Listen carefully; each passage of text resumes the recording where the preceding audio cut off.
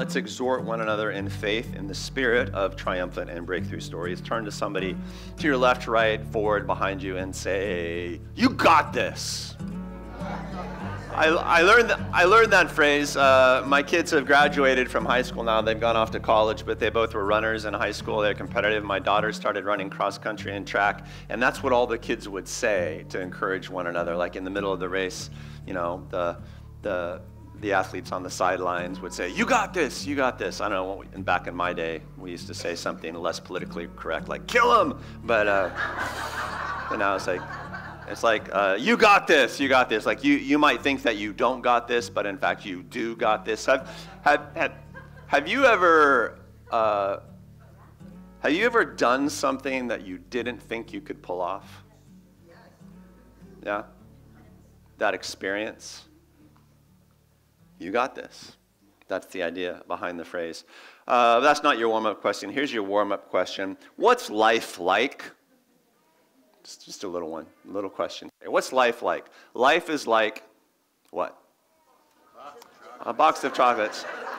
You know, I figured that would come up. But let's be a little less gumpy. And maybe you have some other answers. What's life like? Life is like what? What's the proper simile? What's the proper analogy? Life is unpredictable, like a box of chocolates. I think that's the point, yeah. Yeah. I'm sorry? Life is like a race. You got this. Life is a roller coaster. With fun, terrifying, all of the above. An ice cream cone. Life is like an ice cream. I'm afraid to ask Mike. Why is life like an ice cream cone? You have to lick it one day at a time. You have to lick it one day at a time. There's a reason we don't let him preach the sermons. There's a reason. We don't go there. Yeah.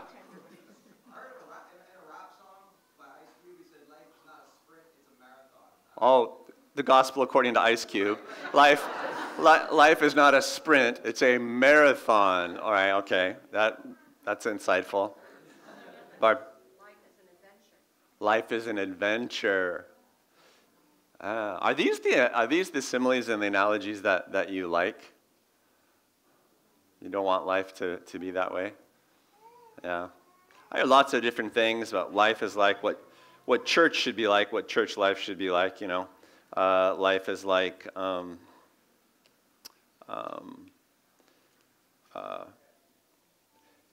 war zone, and church should be like a hospital. You know, I hear stuff like that. Life is like school. You're always learning something. Life is like a family.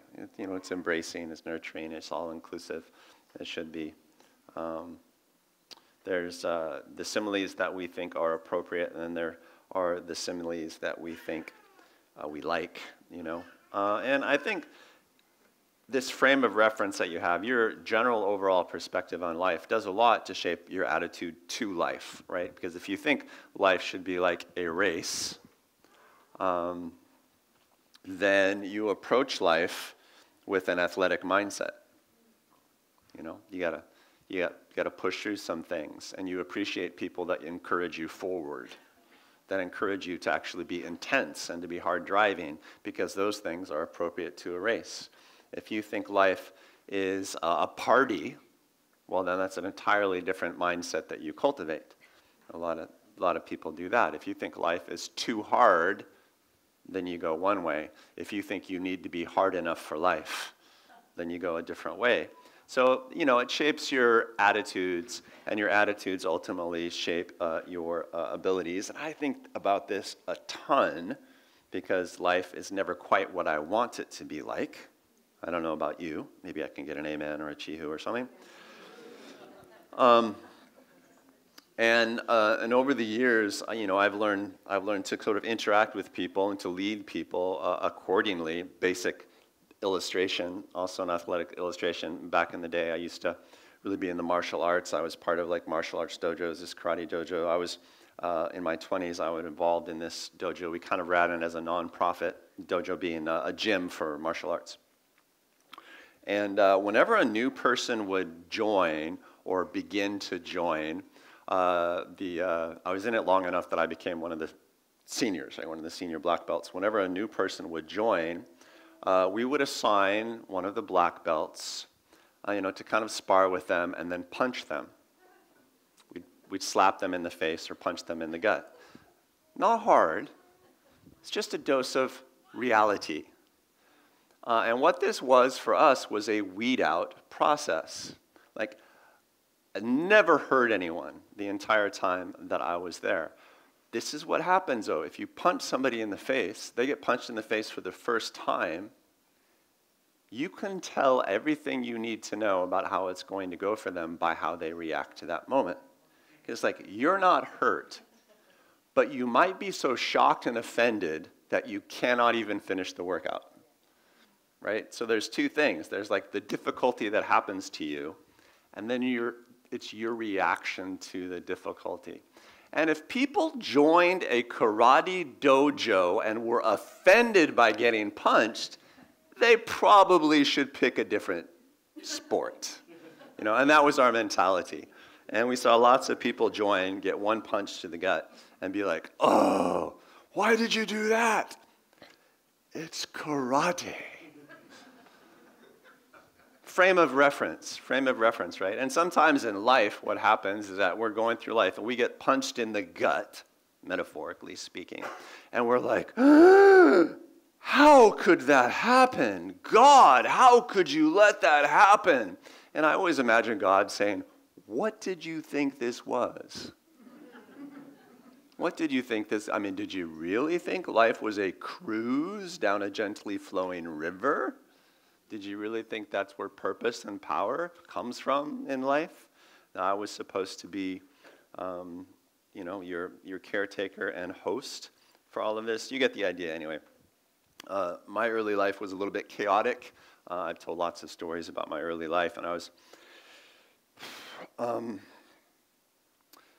pushed around a lot in my early life that way. Different people at different times and different extreme and scary, traumatizing situations for a while. And I remember being introduced to sports as a kid. And coaches challenging me to kind of overcome my limits and pain. And, those of you who have been in athletic pursuits, that's kind of the point, right? There's this frontier where you need to decide whether you can endure and overcome or not. And the athletic mentality is to endure and overcome. Endurance, it comes from the word dure, which just means hard. It means to make yourself hard in hard times, to overcome the hard things. And I immediately loved it. The more I hurt during a workout, the better I felt. Here's why. It's because life was extremely painful for me when I was a kid. And I embraced sports as a spiritual discipline.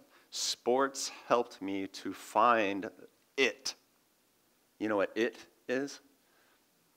Helped me find the thing that focused me, intensified me, and encouraged me to be an overcomer, right? It. I have stolen a phrase from the nickname of former Seattle Seahawks running back Marshawn Lynch. It I call beast mode. Any football fans today? It's the Super Bowl. No Seahawks fans here, evidently. Beast mode. When, everything is fine, but sometimes you just got to go beast mode, right? Sometimes you have to become a monster. And I embraced that as a spiritual discipline. And then when I was in junior high school, I had this great Christian coach. He used to give sermons every Friday morning at the Letterman's meeting, like the meeting for all the athletes. And he would just use all of these sports analogies, and I just loved it. I didn't get a lot of church in my life because my family wasn't church going. But, sports kind of became my church, my temple, my fellowship. I had a lot of good Christians around me, and this one really great Christian coach that helped me go beast mode as a spiritual discipline. Are you understanding what I'm saying? Like we need that thing. We need it. I am sort of kicking off a new sermon series. I'm going to preach, this is the story of the Exodus, which I haven't done in 6 or 7, 8 years or something, which is, like the most famous story of the Old Testament, probably, like the Israelites coming out of slavery in Egypt. I mean, they made a Disney cartoon out of it, so it's pretty popular. And really what it is, it's a story of how to take a slave and turn him or her into a free person of purpose. That's really what the story of Exodus is about. How to go from slavery to promise, from slave mindset to purpose-free mindset. And it turns out that it's relatively easy to take people out of slavery. It's relatively hard to take slavery out of people. And it's just a fascinating story, an iconic story in that way. But I was thinking about, well, how do you kick it off? What's the best way to kick off a story about Exodus? So I'm going to preach today from a passage in Hebrews. It'll make sense in a little while. Because here's what I was thinking as I was reflecting on the arc of the story, and I know that many of you know the arc of the story, the Exodus, coming into the Promised Land, and parting the Red Sea, and all that stuff. As I was reflecting on the entire arc of it, I realized that the generation that God took out of slavery, this is the tragedy of the story, the generation of people that God freed from Egypt didn't make it into the Promised Land. There was just a handful of exceptions, Joshua and Caleb and their families. Because at the last moment, just as they were entering, crossing the Jordan and going into the Promised Land, they couldn't go beast mode. Some of you know the story, because they sent some spies into the land, the Promised Land, and it turned out that there were some intimidating giants in the land, some really strong soldiers, and they were like, I don't know if we want to push through this. And their promise fell apart. Their promise fell apart. They could follow God. They learned to serve God. They learned to be taken care of by God. But they couldn't go beast mode. Which takes a lot of faith. It's a risk. Some intensity behind the risk. And so I just wanted to talk today about beast mode. This is my beast mode sermon. I've called it something like the game of life because beast mode would look bad on YouTube. I've recently been through a rough patch in life, and like I say, such rough patches have two challenges. It's the difficulties in them, and then it's my reaction to the difficulties. Whether I get shock, I get shy and retiring, and then go to a dark corner and lick my wounds, and you need some days like that, don't you? Or I go beast mode and become harder, right? A little bit more intense, a little bit angrier, but in a good way, right? Kind of a focused warrior, athletic sort of way. And I have often found that people aren't destroyed by the difficulties they face. They're destroyed by their reaction to their difficulties. And people are often willing to be healed from their traumas and difficulties and challenges, but they're not willing to grow stronger, right? So they're good patients, but they're not good athletes, right? Or they go to the hospital, but they won't go to the gym. Anyway, you get the analogy, right? What I'm saying. And so I want to talk about athletic mindset today, the athletic mindset of spiritual life today. Not just because I'm wired that way. I still love it. I still use it in my life.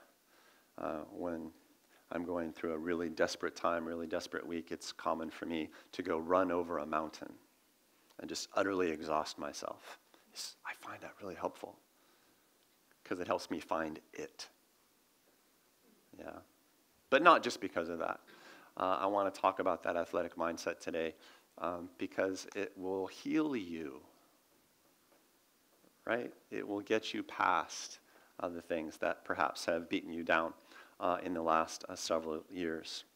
God uses this. It's an important part of our development, right? He wants us to be able to cross mountains and deserts and go beast modes when we need to. One of the most curious passages from the stories of Israel entering the promised land and contending against the challenges that were there and the enemy tribes that were there comes from Judges chapter 3. I'm sort of a collector of really obscure Bible verses, and this is obscure. But this is the story of Israel's entering the promised land, and eventually, it's taken them a couple generations to get the hang of it, but eventually they've kicked butt. They've sort of driven out the enemy tribes that were there, which I know sounds terribly unjust and politically incorrect to wage warfare. But these were really nasty, nasty, nasty tribes who had turned their backs on God, and eventually God just sort of had to judge them as a people. These were people that kind of pioneered all sorts of depravity and human sacrifice and baby sacrifice and stuff like that. And God was like, this just has to be removed. That's kind of part of that story. But they've done a pretty good job, at least kind of expanding and clearing the land and taking hold of it. But Judges chapter 3 says, these are the nations the Lord left to test all those Israelites who had not experienced any of the wars of Canaan. He did this only to teach warfare to the descendants of the Israelites who had not had previous battle experience. And then he lists the tribes, the 5 rulers of the Philistines, the Canaanites, the Sidonians, Hivites. They were left to test the Israelites to see whether they would obey the Lord's commands, which he had given them through their forefathers Moses. So God was like, hey, the Israelites have done such a great job, but their kids might not have to fight any wars. I'm going to do something to make sure that they always have to fight wars. And that's shocking, isn't it? It's shocking to think that the God of the universe would arrange things in such a way that people would have to learn how to fight, that they would have to learn violence. But life always requires a little violence of some sort. Now, eventually, through hundreds of generations, the people of God grow up, they mature, they learn wiser, until finally in the New Testament, Paul says, well, it's not like our battle is against flesh and blood. Like, we're not so juvenile that we're fighting people anymore. We're fighting evil spirits, powers, and principalities in the heavenly realms. Life is still a battle, but you still need the capability to go violent when necessary. If you don't have that capability, your life will suck. Somebody will have to take care of you forever. If you do get that capability, then you'll be able to push through.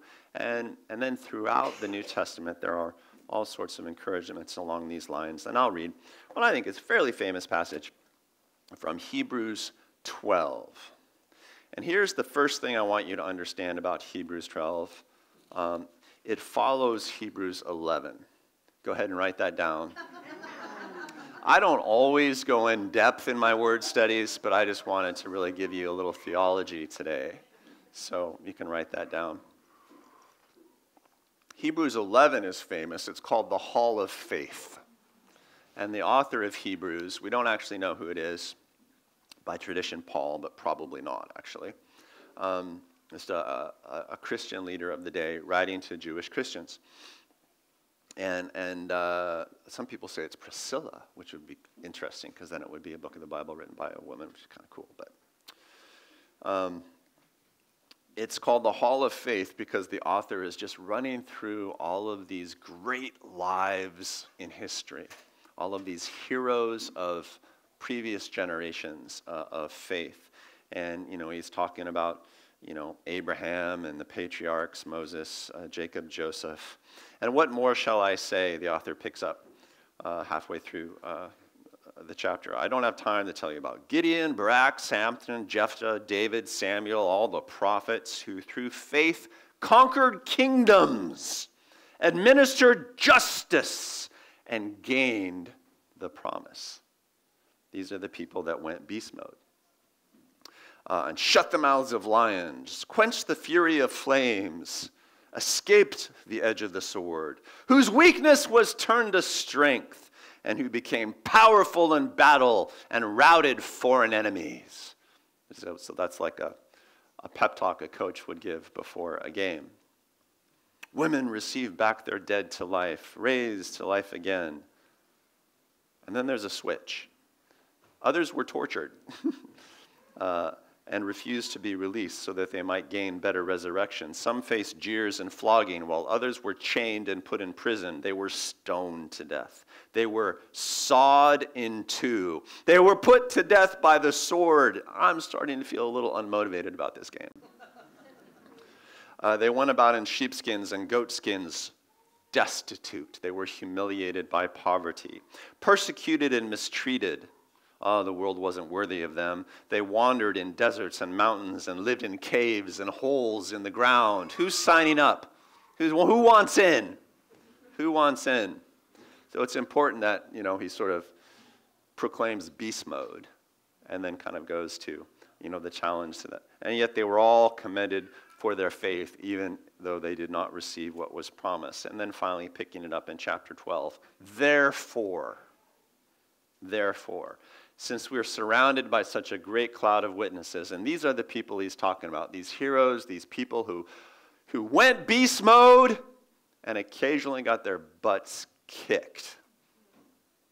Since those people are in the crowd cheering us on, let us throw off everything that hinders and the sin that so easily entangles, and let us run with perseverance the race marked out for us. Let us fix our eyes on Jesus, the author and perfecter of our faith, who for the joy set before him endured the cross, scorning its shame, and it would have been such a humiliating way to die, and sat down at the right hand of the throne of God. Consider him who endured such opposition from sinful men, so that you will not grow weary and lose heart. You got this. You got this. The great ones always push through. You got this. In your struggle against sin, you have not yet resisted to the point of shedding your blood. You've got more to give. You've still got more to give. Your models are people who really suffered, who endured, and eventually overcame, whether in this world or the next. When you think of high performance, what do you think of? I say that term. High performance, a high performance life. What do you think of? Success? Hard work. Sacrifice. That's interesting. I mean, is that really true? When I say perform high, you think of sacrifice? Because if you do, then I think you kind of got it right. And that's kind of what the passage is about. And I would call that an athletic mindset. You could call it a warrior mindset. But here the author likens life to running a race. Even though the author was writing to Jewish Christians, which is why we call it Hebrews, he was writing into a very athletic culture, because at this time, this area of the world was utterly dominated by the Greeks. In the Greek culture, the Romans had sort of taken it over, and they borrowed from the Greeks. And the Roman culture was quite similar to the Greek culture. It was super athletic. It's a little bit like American culture, to be honest.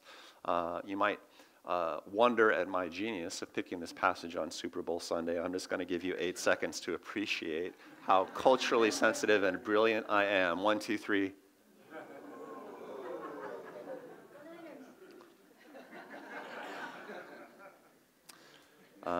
We won't, say the God's on one side or the other, but your pastor was born in the Bay Area.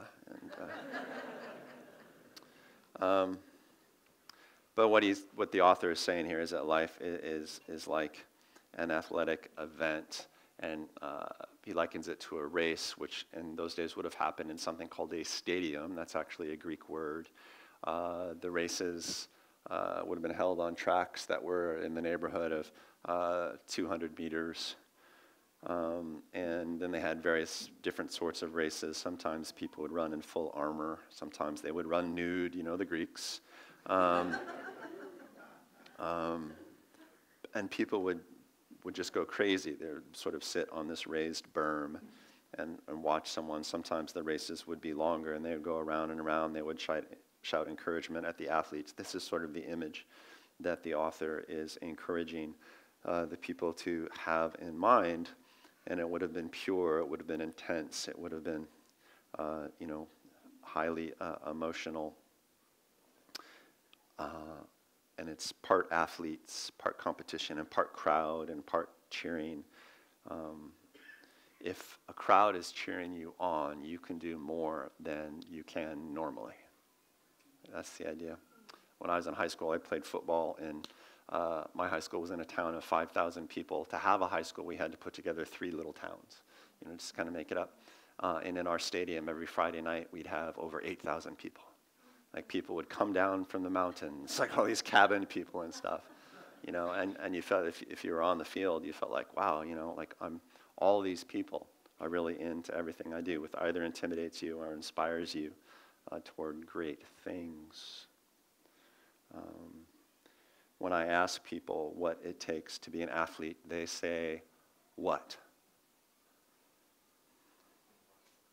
Hard work, sacrifice, lots of preparation. But that's not what the passage is about. The passage says the game is upon you. The moment for preparation is gone, right? Life is now, right? You can't go back to the gym and get stronger. You have to find the ability to be stronger at this moment, right?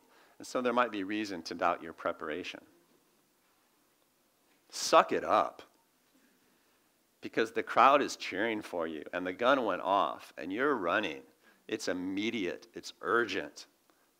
That's the spirit of the passage as it is written to us. We are encouraged to be extraordinarily focused. We're encouraged to kind of transcend what we have prepared to do. You're not prepared. You're not ready. Maybe you don't have any reason to think that you could pull it off, that you could keep running, that you could overcome the next hurdle or pass the next athlete. But you have to. So there it is. You have to. What are you going to do? You're just going to do it, right? You're just going to do it. You're going to try, and not like try and not do, but like really, really go for it. 110%, as every mathematically challenged coach yells. It's now. It's on. Turn to somebody next to you and say, oh, it's on.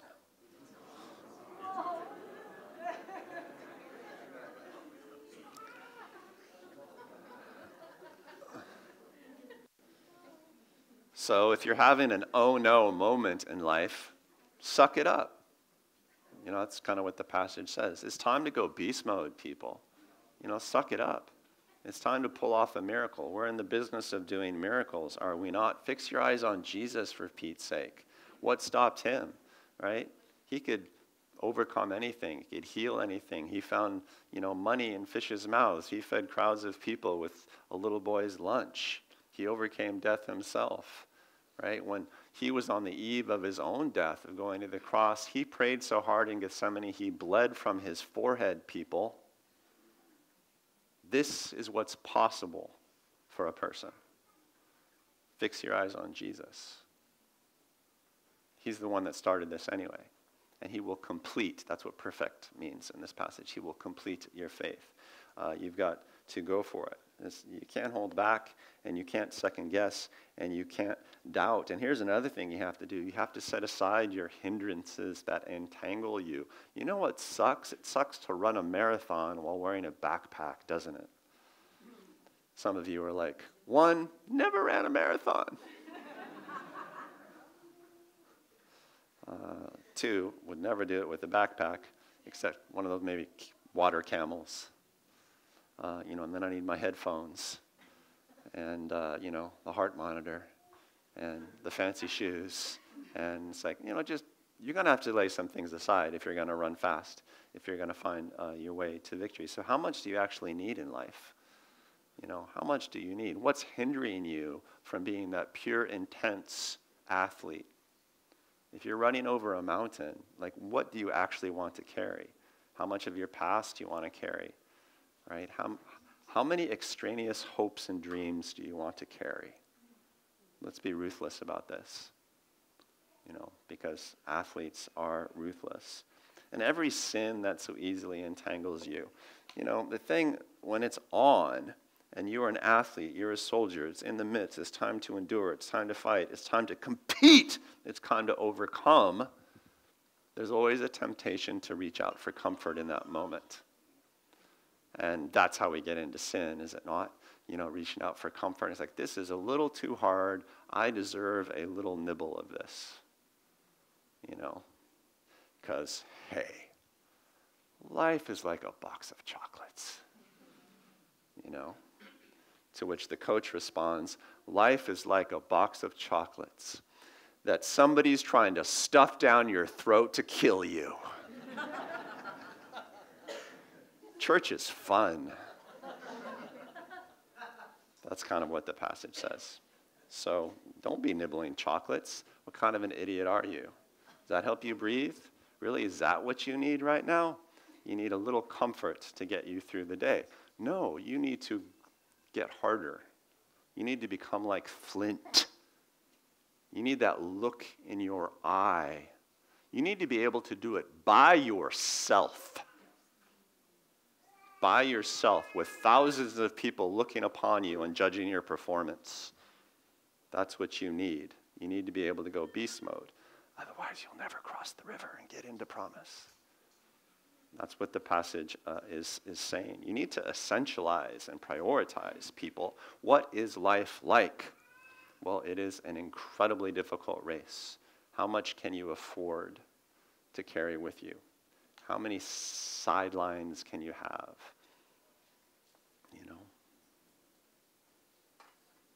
You have not yet struggled to the point of shedding blood.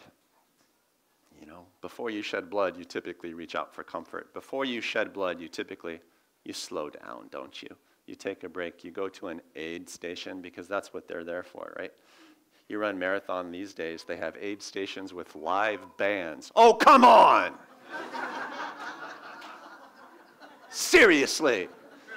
Sign up for a marathon. It will be a party. That is a conflicting message. And it does not encourage anyone to go beast mode. But it does probably get more people to run the race and you make more money and stuff. And I'm afraid that that's often how we approach, athletics. Anyway, you get the idea. You need the ability to go beast mode. You need the ability to find it in life. You're not going to need it all the time, but you're going to need it. And you're probably going to need it a lot of the time. And I'm just here to tell you, you're probably going to need it a lot of the time. You're going to have to be a rare, unreasonable creature. You have to be obsessive and intense about life performance, about the things of God and purpose and promise and love and supernatural power that really make up the crux of your existence. You're going to have to be obsessive about that. And if you can do that, then the rest of life will be enough for you. If you can't do that, then the rest of life will never be enough for you. If you can go beast mode, then the comforts that you have in life will be enough for you. If you can't go beast mode, then you'll never get enough comfort in life. You'll crave it endlessly. You will chase it endlessly, and it will lead you into ever-increasing hindrances and entanglements. You'll never be full. You'll just get less and less fit. That's how it works. So look, I hope you don't have to go through life like an athlete in a steeplechase. I hope all of your life is not like that. I hope that you don't have to go through all of life like a warrior in battle. But I know that if you can, when necessary, then you can have an extraordinary life, and you can be that rarest of all creatures on earth, an actual free individual, which is what the story of Exodus is trying to create in the world.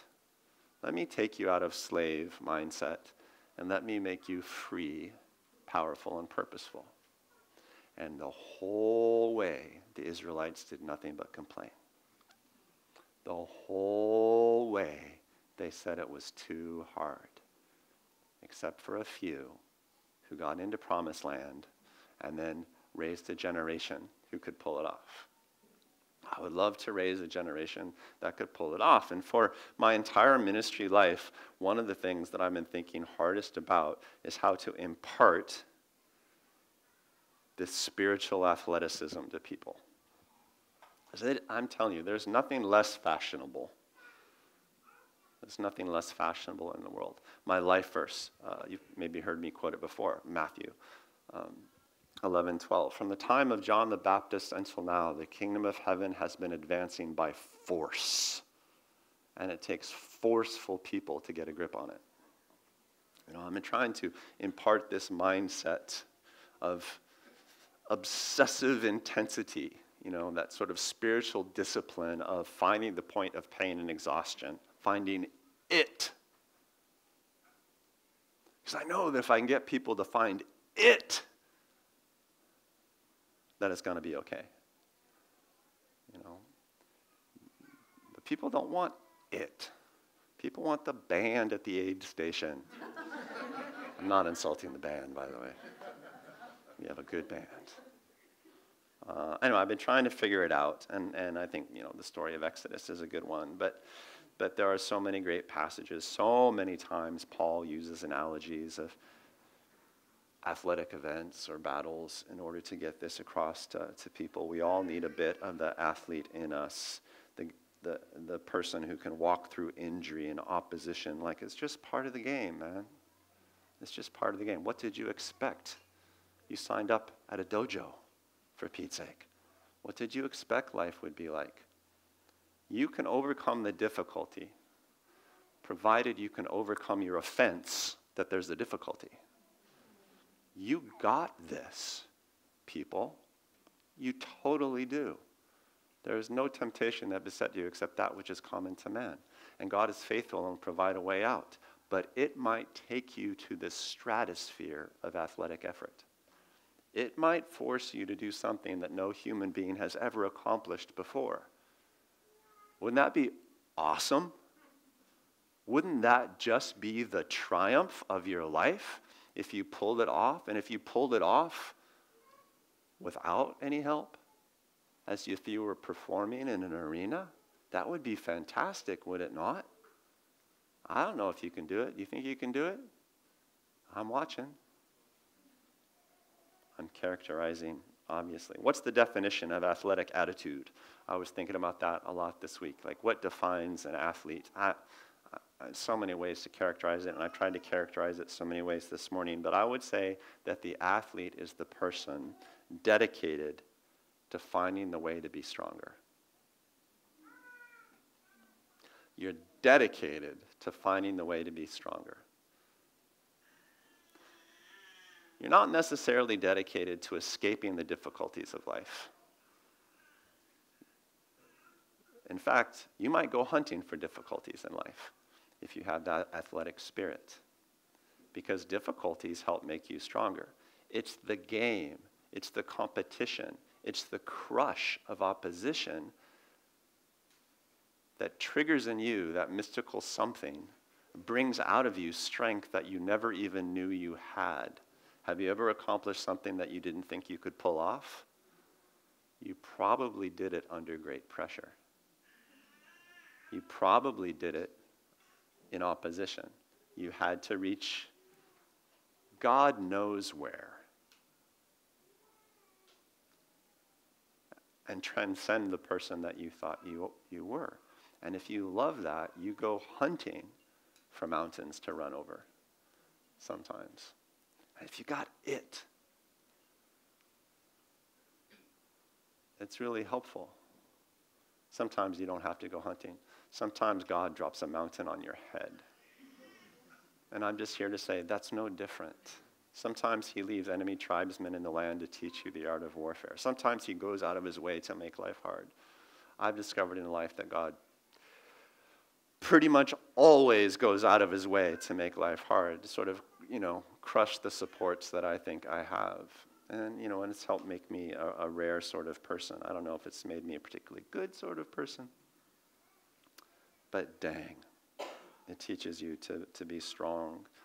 Athletes find a way to be stronger, not safer, not more comfortable, not even happier, just stronger.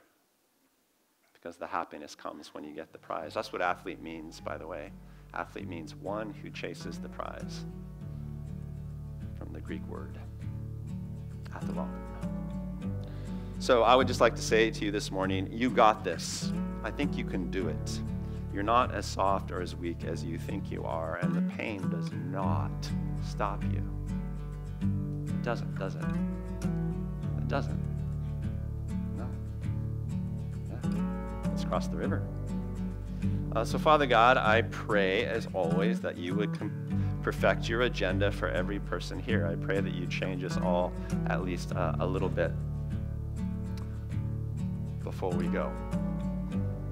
And I pray, just as a parting gift, that you would fix in our eyes Jesus, the author and perfecter of our faith, our model for healthy competition in this unruly world. Show us the athlete that is Christ, the one who was overcome, hard-pressed, overwhelmed, but who responded with blood, who went to a place that no one thought it was even possible to go.